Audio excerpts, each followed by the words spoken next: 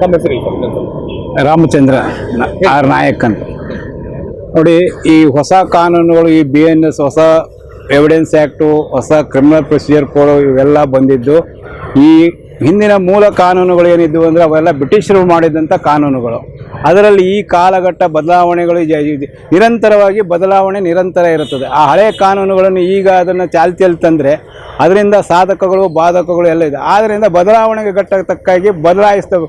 ಮತ್ತು ಈಗಿನ ಜನಾಂಗ ಏನೆಂದರೆ ಕಾನೂನಿನ ಬಗ್ಗೆ ನಮ್ಮ ದೇಶದಲ್ಲಿ ಸ್ವಲ್ಪ ಗೌರವ ಕಡಿಮೆ ಆಗಿದೆ. ಕಾನೂನನ್ನು ಇಫೆಕ್ಟಿವ್ ಆಗಿ ತರಬೇಕಂದ್ರೆ ಸ್ವಲ್ಪ ಬದಲಾವಣೆ ಬೇಕು. ಅದಕ್ಕಾಗಿ ಈ ಹೊಸ ಕಾನೂನುಗಳು ಬಂದು ಇದೊಂದು ಬದಲಾವಣೆಯ ಪರ್ವ. ಇದು ಹೀಗೆ ನಿರಂತರವಾಗಿ ಮುಂದುವರಿಯುತ್ತದೆ. ಇದರಲ್ಲಿ ಸಾಧಕಗಳು ಇದ್ದಾವೆ, ಬಾಧಕಗಳು ಇದೆ. ಮುಂದೆ ಅದನ್ನು ಸಾಧಕ ಬಾಧಕಗಳು ನೋಡಿ ಅದನ್ನು ಬದಲಾಯಿಸಬಹುದು. ಅದಕ್ಕಾಗಿ ಈ ಕಾನೂನುಗಳಲ್ಲಿ ಯಾವುದೇ ಥರದ ಬದಲಾವಣೆ ನಿರಂತರವಾಗಿ ಕಾನೂನುಗಳು ಬದಲಾಗುತ್ತಾ ಇರ್ತವೆ. ಹೊಸ ಹೊಸ ಕಾನೂನುಗಳು ಬರ್ತವೆ. ಕಾನೂನುಗಳನ್ನು ರೀಪೀಲ್ ಮಾಡ್ತಾರೆ, ಎಮೆಂಡ್ ಮಾಡ್ತಾರೆ. ಇವೆಲ್ಲ ಬದಲಾವಣೆಯ ಪರ್ವದಲ್ಲಿ ಮುಂದುವರಿತಾ ಹೋಗ್ತಾ ಇರ್ತವೆ. ಇದರಿಂದ ಸಾಧಕ ಬಾಧಕಗಳು ಮುಂದೆ ಚರ್ಚೆ ಮಾಡಬಹುದು. ಬಟ್ ಈಗಿನ ಪರಿಸ್ಥಿತಿ ಅನುಗುಣವಾಗಿ ಈ ಕಾನೂನು ಒಳ್ಳೆಯದು ಅಂತ ಹೇಳ್ಬೋದು. ತಾವೊಂದು ಮಾತು ಹೇಳಿದ್ರಿ, ಈಗ ಕಾನೂನು ಬಗ್ಗೆ ಭಯ ಕಡಿಮೆ ಆಗಿಬಿಟ್ಟಿದೆ ಅಥವಾ ಗೌರವ ಕಡಿಮೆ ಆಗಿದೆ ಜನರಲ್ಲಿ ಅನ್ನುವಂಥದ್ದು. ಅದನ್ನು ಸರಿ ತೂಗಿಸುತ್ತಾ ಸರ್ ಈ ಬದಲಾವಣೆ? ಸ್ವಲ್ಪ ಮಟ್ಟಿಗೆ ಸರಿ ತೂಗಿಸ್ತದೆ.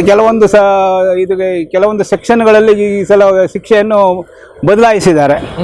ಅದರ ಪ್ರಕಾರ ಈಗೇನಾಗಿದೆ ಅಂದರೆ ಏನೇ ಮಾಡಿದ್ರು ಜನರಿಗೆ ಒಂದು ಯಾವುದು ಕೋರ್ಟ್ಗಳು ಬೇಲ್ ಕೊಡ್ತವೆ, ನಾವು ಹೊರಗೆ ಬರ್ತೀವಿ ಅನ್ನೋದೊಂದು ಮನೋಭಾವನೆ ಬಂದ್ಬಿಟ್ಟಿದೆ.